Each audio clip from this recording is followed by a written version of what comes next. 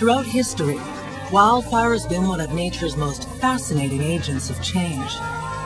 It's responsible for both destroying and renewing life. Wildfire is an ecological process within the rhythms of nature that plays a vital role in the balance of all forest life of plants and animals. For people, it can also suddenly disrupt the lives and livelihood for those with jobs, homes, or property within a forested area. This is a story about wildfire in Canada's northern forest.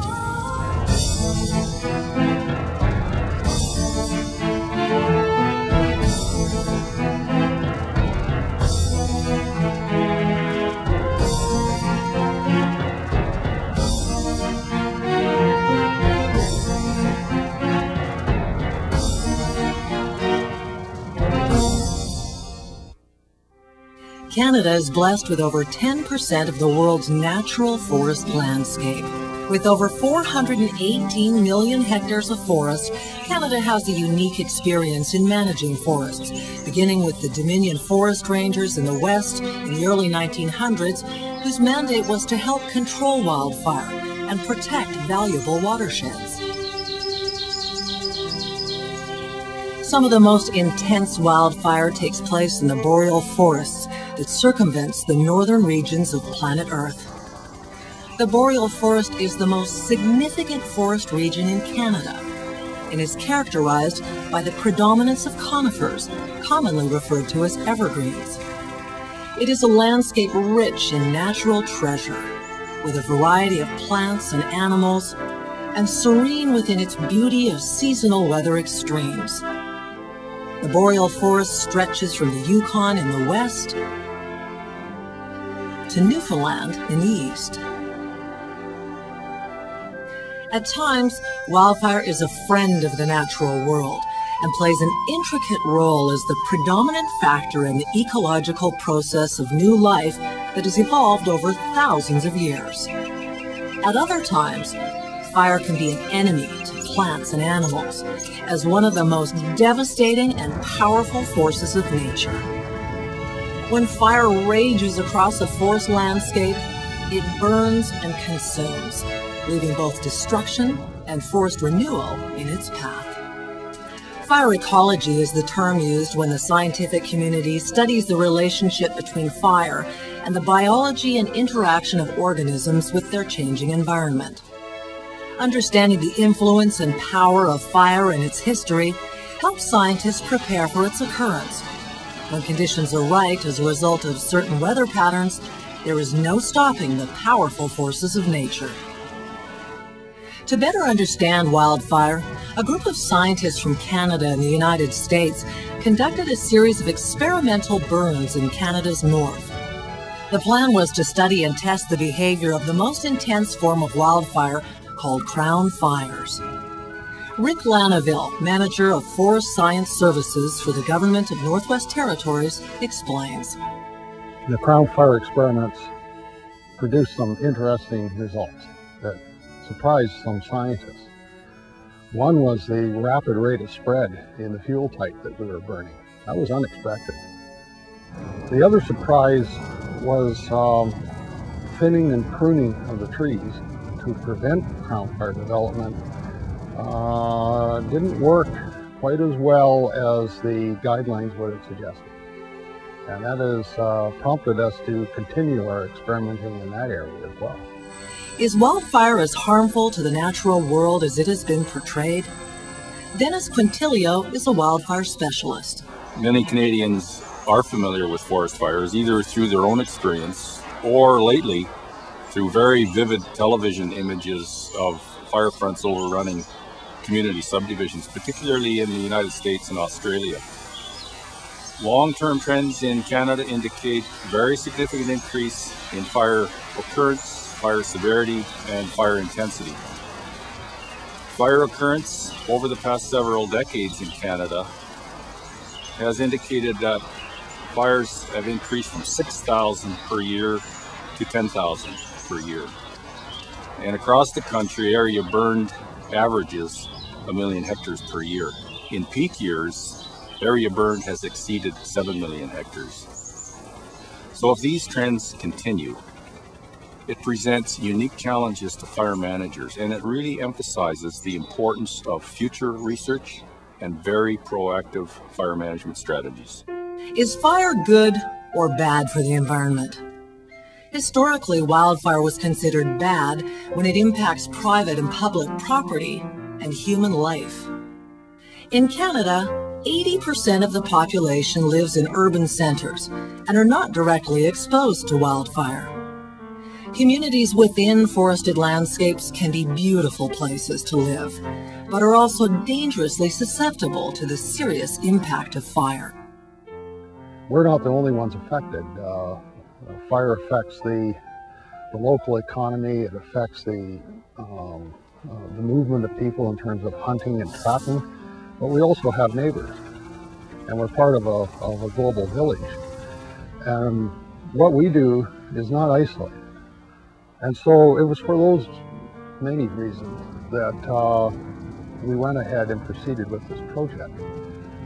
It's a tricky balance to follow on the one side the path that nature has set, and on the other side the path that developers and community settlement patterns have set. Fires set on purpose by fire officials are called prescribed burns. Great care is needed to contain the fire in the prescribed area. Most wildfires are started by natural causes, mainly lightning. However, some of the most dangerous fires throughout history were the result of carelessness and neglect. It is hard to understand human behavior that would disregard safety and cause such devastating damage and suffering to both humans and the other living things that share vulnerable landscapes. Doug Fulford is a former RCMP officer who heads a company specializing in wildfire forensics. The responsibility of the fire investigation team is to determine the cause, origin, and responsibility of wildland fires. And the causes of these fires can vary. They can a cause of a fire can be from a cigarette. It can be from industry through the use of equipment such as quads or chainsaws on site. For example, locomotives or rolling stock running through an area of rural Alberta. Sparks can be emitted and serious fires can occur. Through prevention, those type of fires we believe can be capped, but that has to be through the cooperation of industry, the public, and forestry. A recent fire in Lac La Biche was caused by an arsonist who lit a series of 9 fires, and those fires did considerable damage. He was caught right in the area as he was running through the bush by the initial attack crew and turned over to the place. That individual was sentenced in court to 5 years in prison. A very serious crime, a very serious punishment. Stewardship of the boreal forest has entered a new era. When we return, we'll learn about progressive harvesting designs now used by some forestry companies that approximate the structure and natural patterns left by wildfire. In addition to the many intrinsic values of the boreal forest, there are small sawmill and woodlot operators who depend on the forest for their wood and lumber supply. There are others who depend on the forest for outdoor recreation. Through the utilization of its wood products, the boreal forest is Canada's largest contributor to our gross national product. Sales are measured in billions of dollars. Over 350 communities across Canada depend on forestry as their main source of income. Most of Canada's forests are on public land and administered by provincial and territorial governments. In some areas, managing the forest is a shared responsibility with the forest industry through forest management agreements. Within these areas, the management of the boreal forests may be adapted to resemble conditions in a landscape formerly dominated or shaped by fire. Progressive forest companies use past fire information as a template and design harvests that imitate the structure and pattern left after wildfire. Retaining patches of trees of various sizes and shapes within cut blocks results in harvested landscapes that more closely resemble the natural pattern left by fire. Simon Dyer is a biologist with Alberta Pacific Forest Industries. If you look at the boreal forest, you'll see that it's very diverse. If you fly over the boreal, you see it's a patchwork of forest and wetlands, different species and different ages and patches. This variety is driven partially by geology and topography, partially by the seasons. But a big driver in this variety is natural disturbances, and the main natural disturbance in the boreal forest is fire. ALPAC's ecosystem-based management approach attempts to imitate the effects of fire through our logging activities. We do this by maintaining the same range of old and young forest on the landscape and by creating structural features within cut blocks, just as a fire leaves residual unburnt material in its path. The other reoccurring pattern is that previous burns are very effective buffers. They limit the size of fires. It's sort of nature's way of protecting itself and ensuring that there's young forest growing up as the old forest is being depleted by fire. What you learn from this and can be applied to management is you can look at across the fire cycle, which would be about 100 years. And so some of that forest is up for burning and some of it's being protected from burning, and somewhere in between is just getting ready as fuels accumulate and weather patterns dry it. Landscape level fire management can be performed by forest companies to reduce the likelihood of catastrophic fire events. By considering the interaction between the ecological, economic, and social impacts of fire, fire management at the landscape level can maximize the positive ecological effects of fire while reducing its negative impacts. Burnt forest represents an important part of the timber supply for forest companies. Logging burnt forest is called fire salvage. It's very important when conducting fire salvage operations to leave the same structural features as are retained in our normal harvest operations.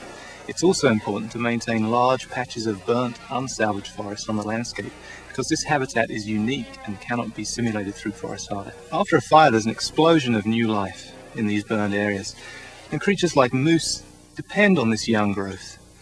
There hasn't been much research on the effect of salvage logging on the species that depend on burned areas, and ALPAC is sponsoring research undertaken by the University of Alberta, the Canadian Wildlife Service and the Alberta government to determine what's the effect of salvage logging on these post-fire specialists like woodpeckers and other bird species, and how much burned forest do we need to retain within these salvage operations to ensure that we maintain all these species. The forest is more than just trees and wood products. It's full of all sorts of species. Some of them stay here all year through our harsh winters, and others, like the hundreds of near-tropical migrant birds, come back every summer to live in the boreal. In Canada, the boreal forest contains many important watersheds. The importance of adequate, clean water for society will be the next environmental crisis. The survival of all life on Earth depends on water. Canada is considered to be a water-rich country, in addition to our 10% share of the world's forests. Alberta holds only 2.2% of Canada's fresh water. Much of this water is collected and stored within the boreal forest watershed and overflows into basins, lakes, and rivers in northern Alberta and Northwest Territories, eventually emptying into the Mackenzie River, and then north to the Arctic Ocean. The shortage of water is a wake-up call and may help all of us better understand the importance of conservation initiatives before it's too late. Snowfall and rain are also the most important natural influences affecting the behavior of wildfire. As the climate of the boreal forest becomes warmer and drier, the risk of catastrophic wildfire increases. In Alberta alone, there are 32 million hectares of boreal forest, including 10 million hectares of wetlands. Conservation groups such as Ducks Unlimited Canada work closely with foundations, forestry companies, and governments to help protect waterfowl and other wildlife habitats. Of major significance is that the Western Boreal Forest of Canada and Alaska is used by more than 40% of North America's waterfowl. Waterfowl and many other species have evolved to exist in the boreal forest ecosystem, in which fire is a natural component. For example, cavity nesting waterfowl such as bufflehead have been known to rely on the natural cavities created by fire. But just as species evolve, so do conservation efforts on the boreal landscape.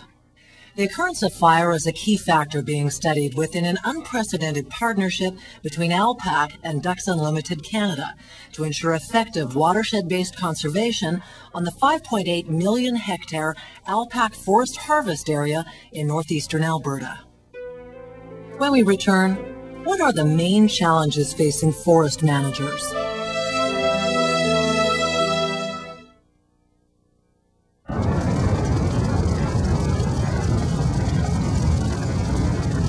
Large fires in 1988 in Yellowstone National Park in the United States very quickly focused managers on the fundamental role of fire in North American ecosystems.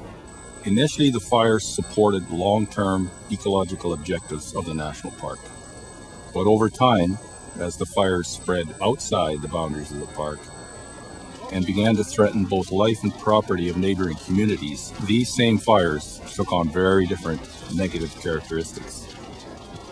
So it brings up the question of balance. Where, on the one hand, do we maintain historic and beneficial fire regimes? And on the other hand, where and how do we eliminate the negative and catastrophic impact of fire at the community level?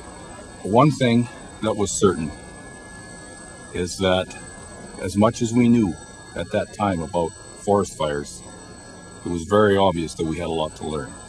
And by the way, we continue to learn. Fighting wildfires is a constant battle through a learning process. From the fire bosses in remote camps who are responsible for the safety of human lives, to the pilots who fly bird dog aircraft, helicopters, and water bombers, to the cooks who feed hungry firefighters. It is a disciplined procedure that requires a skill and strategy equivalent to a military operation. Part of that learning process is understanding the human dangers of firefighting by utilizing state-of-the-art research technology.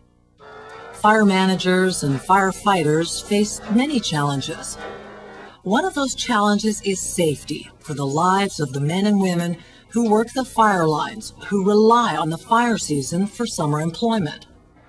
Larger fires employ hundreds of people. Gary Dakin is a wildfire researcher.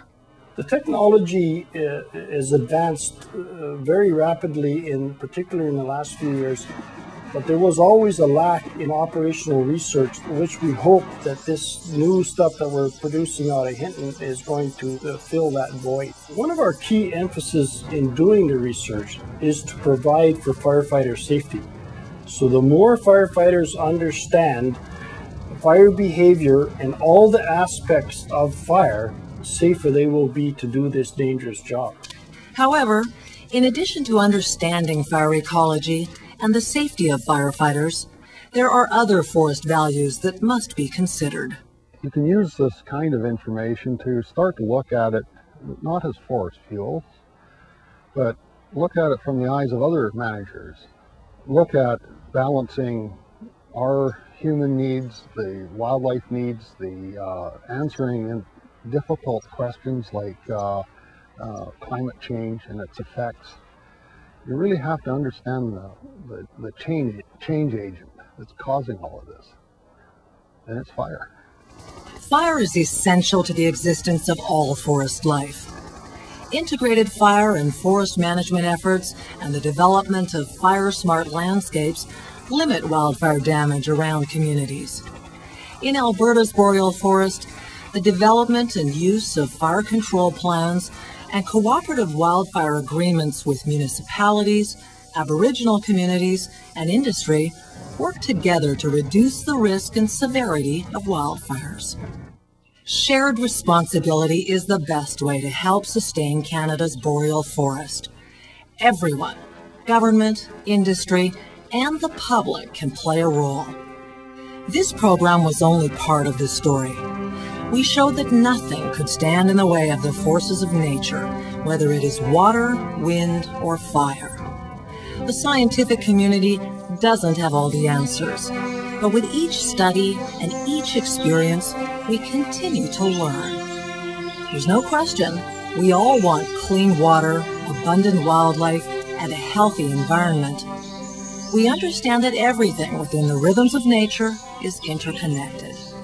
Canada's boreal forest is far more than a raw economic resource. It is an air and water purifier, landscape stabilizer, temperature moderator, a place of outdoor recreation, and home to countless species of wild creatures, including nesting sites for both local and vulnerable neotropical migrant birds, and a sanctuary of beauty and spiritual enrichment.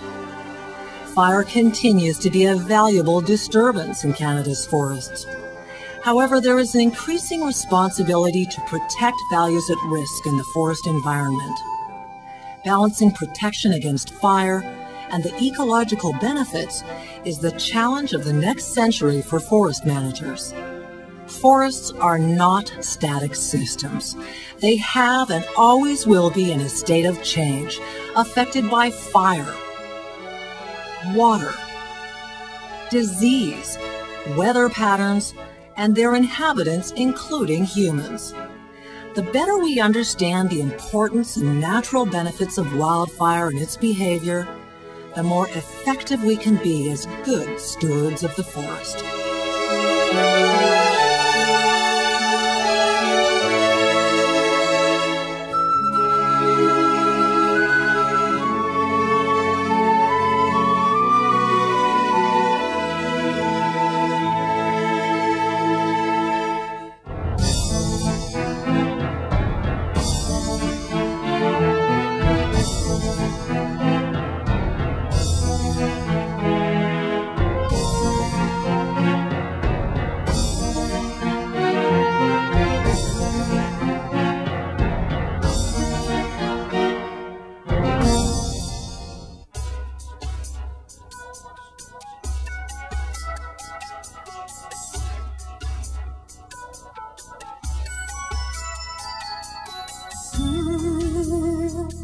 It's a living world,